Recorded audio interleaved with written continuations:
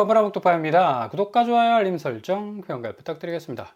이주비 대출을 본격적으로 풀 전망입니다. 이거 전세 확보에 이제 비상이 걸렸기 때문에 재건축 단지 숨통이 트일 수 있는 이제 전환점이 될 수 있다라고 이렇게 지금 얘기를 하고 있어요. 이게 이 단지 재건축 혹은 재개발 지역에 국한된 얘기는 아닐 수가 있습니다. 왜냐하면 이제 이분들이 다 실수요자들 아닙니까? 어찌 보면 1주택자이긴 하지만 이분들이 1주택자로서 이제 여기가 재건축 재개발되면 다른 곳에서 전세를 살거나 혹은 뭐 월세를 살아야 되는 그런 어떤 상황에 처하게 되는데 이 대출이 지금 안 되고 있죠. 그래서 결국 이렇게 돼버리면 이제 부동산 시장 자체, 특별히 이제 재건축 단지는 완전히 이제 폭탄을 맞을 수밖에 없는 그런 어떤 상황이 전개가 될 수가 있는데 6.27 대책 이후에 부동산 금융 규제를 강제해온 정부의 기조가 좀 살짝 바뀌고 있다. 그래서 이 공급이 지금 전혀 안 되고 있으니까요. 공공분양에서의 이 공급 자체가 완전히 지금 단절이 된 상태에서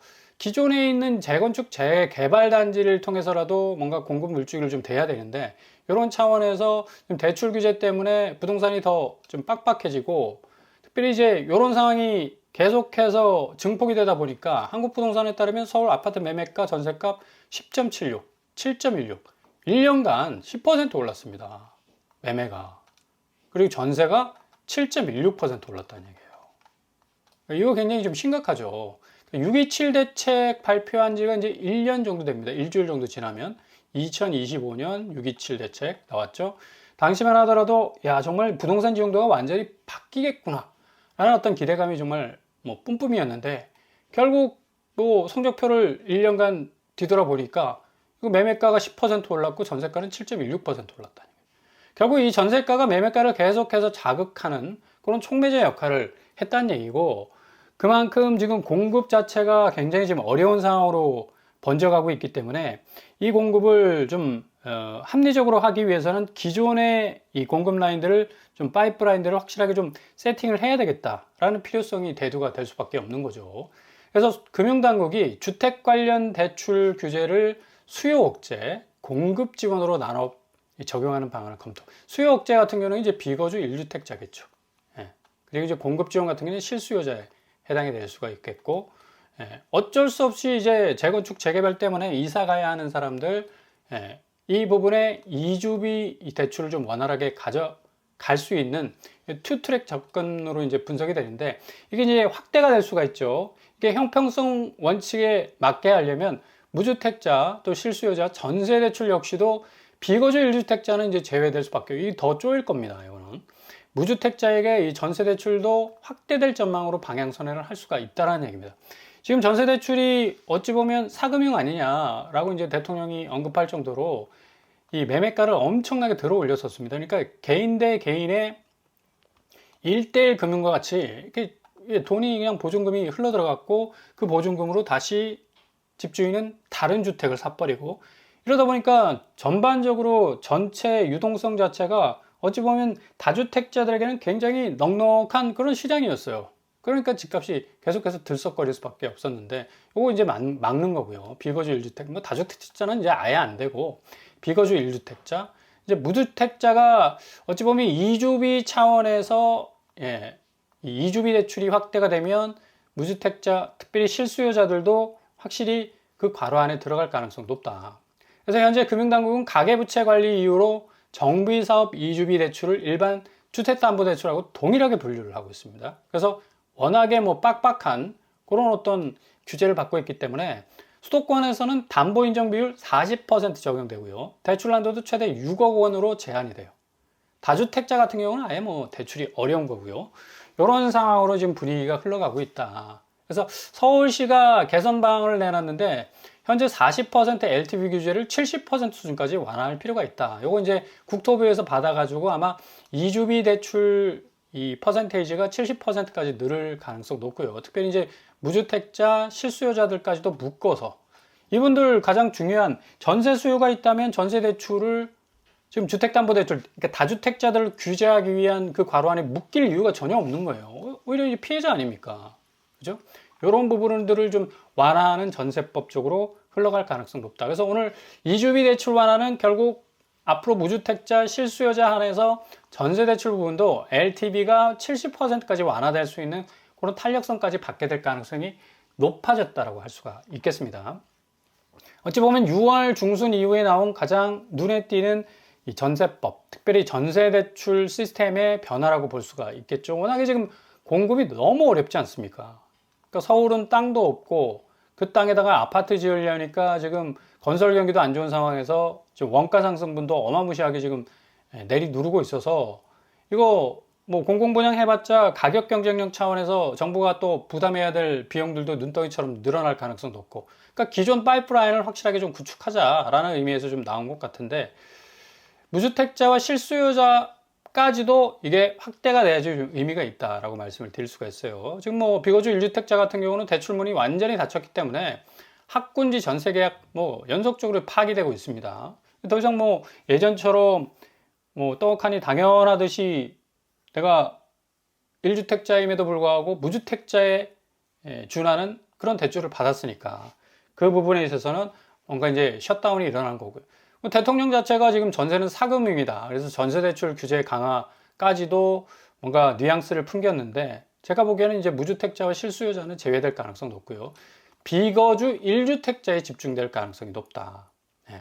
이렇게 이제 시장을 좀 내다볼 수가 있겠습니다. 특별히 지금 코픽스 금리가 계속 오르고 있어요. 코픽스 금리는 고정금리가 아니죠. 고정금리가 아니라 변동금리 기준이 될 수 있는 금리이기 때문에 굉장히 시장에 이 변동금리를 사용하는 분들이 굉장히 의외로 많아요. 그래서 변동금리 자체가 고정금리보다는 좀 이 코픽스 금리가 내려갈 때는 이익이 있기 때문에, 실익이 있기 때문에 이쪽으로 많이 갈아타는데, 코픽스가 이렇게 확 올라버리면 이제 변동금리가 천정부지로 오를 가능성이 높기 때문에 굉장히 지금 금리 상황이 좋지 않다. 자, 은행권은 이 전세대출 규제를 계속 가하면 안정적 수익원이 줄어들죠. 그래서 뭐 금리를 계속적으로 높이는 수밖에 없는데, 지금 전세대출 평균금리가 4.4라고 하는데 4월 달입니다. 지금 6월 달 돼가지고 지금 5.5 정도 돼요. 그 정도로 지금 높아졌습니다. 왜냐면 이제 코픽스 금리 오르니까 당연히 전세대출 금리도 오를 수밖에 없는 거예요. 그러니까 지금 전세대출 규제에 묶여서 대출도 어려워. 무주택자 실수요자들 같은 경우는. 그리고 금리 때문에 지금 겁나. 이중고, 삼중고란 얘기예요. 결국 이제 정부의 입장에서는 무주택자가 그리고 실수요자가 집을 좀 사줘야지 어느 정도 이게 시장이 좀 돌아가지 않습니까? 그러기 위해서는 기존 집을 사기 전에 안정적 임대 환경이 좀 조성이 돼야 되는데, 이분들에게 뭔가 좀 임대 환경에서 확실하게 좀 안정적으로 내 집 마련까지 타임라인을 좀 가져갈 수 있는 그런 어떤 기회를 주기 위해서는 대출 파이프라인을 실수요자 위주로 좀 재편성을 해야 된다. 그래야지 좀 공급 라인도 좀 어느 정도 세팅이 될 수가 있지 않겠습니까? 전세 비싸다고 뭐 차라리 집 사자 하더라도 이거 난망한 일이에요. 왜냐면 집값까지 들썩이고 지금 금리까지도 오르는 상황에서 이거 힘들죠. 아니 전세 비싸니까 아우 차라리 그냥 우리 집 사버려. 조금 내가 허리가 부러지는 한이 있더라도 좀 무리하더라도 좀 사버려 하는 게 어렵다는 얘기입니다. 실질적으로.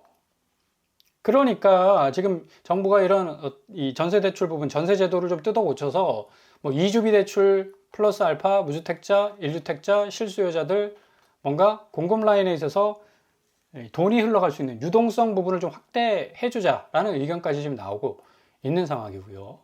지금 금융시장은 하이닉스가 지금 거의 300만 원 가까이, 지금 오늘 260 뚫지 않았습니까? 그냥 성큼성큼 다가가고 있는데, 자, 이 상황에서 집에 대한 구매력이 더 높아지겠습니까? 오히려 이쪽으로 더 가려고 그래요. 하이닉스 지금 노무라증권에서는 400만 원까지 지금 바라보고 있는데, 그동안 하이닉스를 통해서 이 손익을 실현하신 분들 같은 경우는 오히려 그 구매력을 더 이쪽으로 당길걸요? 아파트 쪽으로 움직이기에는 좀 애매한 지금 상황이다. 왜냐면 지금 너무 집값이 고점이고 고금리 지금 딱 걸려 있기 때문에 이게 지금 목에 걸린 가시처럼 너무 불편한 상황이라는 얘기예요. 증권가에서는 뭐 하이닉스 추가 상승분이 있을 거고, 지금 뭐 SK 하이닉스 목표 주가를 370만 원 정도 하는데 지금 노무라 증권은 뭐 400만 원까지 지금 가고 있으니까. 그죠? SK 스퀘어라고 해서 지금 뭐 하이닉스의 거의 지주 회사 아닙니까? 그런 어떤 상황으로 지금 가고 있는 그런 어떤 부분들도 보이고 있어서 지금 5일선 넘어설 정도로 스퀘어도 굉장히 지금 엄청난 지금 속도로 오르고 있는 하이닉스 관련주들은 뭐 굉장한 어떤 이 파괴력을 보여주고 있다라고 말을 해도 될 정도로 거의 그냥 뭐 직진입니다. 주주환원 기대도 지금 힘을 모으고 있어서 덩달아 지금 SK스퀘어가 20% 하이닉스 지분을 갖고 있는 곳인데 더욱더 배당이 늘어버리면 여기는 이제 주가가 더 오르겠죠. 그래서 아무튼 간에 뭐 HBM 시장 경제 심화 여부, 향후 주가 흐름을 가를 변수는 이제 보이는데 하이닉스가 더 치고 나갈 가능성이 어느 때보다도 좀 높다라고 볼 수가 있겠습니다. 뭐 도이치뱅크에서는 마이크론 목표 주가, 그러니까 마이크론하고 페어링 되는 게 지금 하이닉스입니다. 미국 마이크론하고 얘가 오르면 하이닉스도 오르고 하이닉스가 내리면 얘도 내리고 서로 주고받아요. 일방적으로 마이크론에 의해 영향을 받았던 하이닉스가 더 이상 아니죠. 이제 존재감이 워낙에 커졌으니까. 지금 메모리 부족한 상황이고 2028년까지 지속되고 있기 때문에 도이치뱅크는 마이크론의 회계 연도 3분기 매출 가이던스 상단을 웃도는 351억 달러로 351억 달러면 53조입니다. 다음 주에 마이크론이 실적 발표를 하죠. 이 실적 발표가 굉장히 기초가 주목이 되는 게 앞으로 하이닉스의 주가가 어디까지 오를 것인가를 결정할 수 있는 굉장한 모멘텀이 될 수가 있다. 그래서 6월 25일 실적 발표한 이후에 예상치를 뛰어넘게 되면 하이닉스는 뭐 더욱더 탄력을 받을 수밖에 없게 되는 거죠. 마이크론은 어제 나스닥이 1.3% 떨어졌는데도 2%가 올랐어요. 어마무시한, 무시무시한 그런 어떤 반도체 회사입니다. 그런데 사람들이 지난 2월 20만 원 하이닉스를 뭐 어떤 사람들이 10억 투자 몰빵을 해가지고 100억 넘게 버는 사람들이 뭐 심심찮게 많다라는 보도도 지금 들려오고 요거 가지고 이제 뭐 강남 아파트 사는 움직임이 이제 뭐 나오고 있다라고 하지만 이렇게 번 사람들이 집살이 하지 않습니다. 왜냐하면 하이닉스 더 올라가고 있다라는 생각을 하기 때문에 이걸 가지고 아파트에 때려 박겠습니까? 시드머니 가지고 더 이쪽으로 그냥 공격적으로 진입을 하려고 하지. 자꾸 그러니까 부동산 쪽으로 간다라는 이 주식 시장의 현금 흐름이 부동산 시장 쪽으로 이제 전환이 된다라는 좀 시그널을 주고 집값을 그냥 들썩들썩거리게 만드는 그런 어떤 상황으로 지금 전개가 되고 있는데 이건 제가 보기에는 전망 자체가 잘못된 겁니다. 자, 임차 시장에서는 월세와 흐름 당연히 뚜렷하죠. 집을 무리해서 살 이유가 없어요. 전세도 살 이유도 없고 이거 보증금 다 금융시장에다가 박아놓으면 한익이랑 뭐 삼성전자는 조금 요즘 너무 슬로우 해가지고 하이닉스에 박아놓거나 뭐 SK스퀘어 같은데 박아놓으면 그냥 뭐 돈이 복사가 되는데 월세 살면서 이쪽에 투자를 하죠. 근데 지금 뭐 상황적으로 보면 전세가 지금 오히려 오르고 있다. 그죠? 강동구가 뭐 7억, 6억, 5억. 옛날에 10억 이상 떨어졌거든요. 왜 그럴까요? 전세 수요. 그러니까 전세를 꼭 살아야 되실 분들은 전세를 사셔야 돼요. 근데 아파트 이 전세에 익숙해지신 분들은 그런 어떤 좀 그게 뇌리에 딱 박혀 있습니다. 그래서 이분들이 결국에 와서는 전세 수요로 이제 잔존해 있기 때문에 계속적으로 집값이 이제 고점에 물리다 보니까 전세가도 이렇게 조정을 받고 있다는 얘기입니다. 이게 밑으로 떨어지는 게 아니라 살짝 이제 들려 올라가고 있다는 얘기죠. 지금 서초구 레미안 퍼스티지 9억, 7억, 7억 떨어져. 보통 10억에서 11억 떨어졌거든요. 하방 압력이 좀 많이 줄어가고 있다. 그리고 강북구 1억 4천, 9천. 확실히 많이 떨어졌네. 그죠? 강서구도 마곡앤밸리 4억 4. 보통 한 5, 6억 정도 떨어졌었는데, 하향 추세가 많이 준 걸 볼 수가 있어요. 결국에 와서는 전세가가 지금 올라가고 있다는 얘기예요. 관악구 2억 5천, 관악드림 1억 8천, 신림 현대 1억 5천. 확실히 떨어지는 폭이 점점 전세도 줄고 있다. 구로구 4억 1천만 원, 천안 2펜하우스 3억 6천, 온수 힐스테이트 3억 5천 정도로. 그다음 노원구 상계중앙 5억입니다. 월계동 5억. 보통 한 2, 3억 정도 했는데 확실히 올랐어요. 전세가가. 그만큼 전세를 나는 꼭 살아야 되겠다는 실수요가 이 전세 부분은 이제 포기를 못 하기 때문에 이런 식으로 이제 집값은 올라가고 전세가도 덩달아 올라가니까 더 오를까 싶으니까 이제 진입을 하는 겁니다. 이 가격에도. 근데 참 아깝죠. 5억짜리 전세에 들어간다라. 야, 이걸 이 금융시장에다 투자를 해버리면 어마무시한 또 수익을 거둘 수 있을 텐데. 아무튼 전세시장 안정화되지 못하면 집값도 이제 어렵습니다. 월세화되고 있지만 전반적인 매매 전세가가 정상적으로 좀 내려와야지 집값 지형도 좀 바뀔 수 있는 상황으로 갈 수가 있는데 이거 풀어야 될 숙제고 굉장히 중요한 모멘텀에 와 있다고 볼 수가 있습니다. 그만큼 상당히 중요한 시점에 와 있기 때문에 금융당국이 오히려 이주비 대출 플러스 알파 전세 제도 개편해서 전세 대출까지도 좀 확대해서 시행할 가능성도 어느 때보다도 높다고 할 수가 있겠습니다.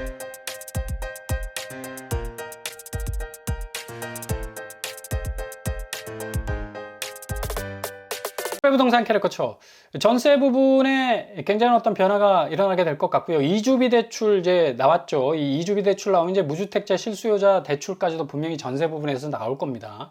형평성의 원리에 딱 맞추려면 그렇게 나오기 때문에 아무튼 간에 지금 공급이 지지부진한 상황에서 기존의 공급까지 좀 원활하게 하기 위해서는 지금 이 부동산 쪽에 유동성이 막혔기 때문에 이걸 좀 뚫어줘야지 좀 혈기가 돈다. 그래서 아마 공격적으로 진행할 가능성이 어느 때보다도 높다고 할 수가 있겠습니다. 오늘도 응원합니다. 항상 여러분의 길이 꽃길만 되실 수 있길 바랍니다. 이상으로 뻔뻔한 먹뚝방을 마치겠습니다. 구독과 좋아요 부탁드립니다. 감사합니다.